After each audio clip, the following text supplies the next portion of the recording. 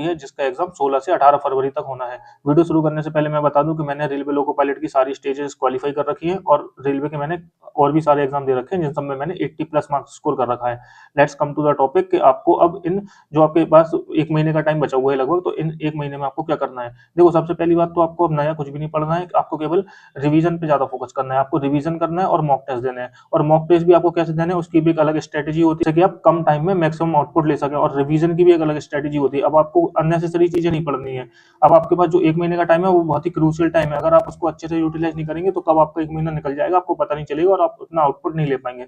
अगर आपको जानना है कि आपको इस 1 महीने को किस प्रकार से बेस्ट यूटिलाइज करना है कि आप मिनिमम एफर्ट्स में भी मैक्सिमम आउटपुट ले सकें, जिससे कि आप अगर मान लो जो चीजें पढ़ रहे हैं वो एकदम सॉलिड चीजें पढ़ो। अब ऐसा नहीं है कि आप अननेसेसरी चीजें पढ़ रहे हैं तो आपको लगेगा कि मैं बहुत सारी चीजें पढ़ रहा हूँ, लेकिन वो उसका आउटपुट आपको एग्जाम में नहीं मिलेगा, तो फिर वो चीजें जीरो हो जाएंगी। इसीलिए आपको अब स्मार्ट स्ट्रेटेजी बनानी पड़ेगी और स्मार्ट स्ट्रेटेजी के थ्रू ही तैयारी करनी पड़ेगी।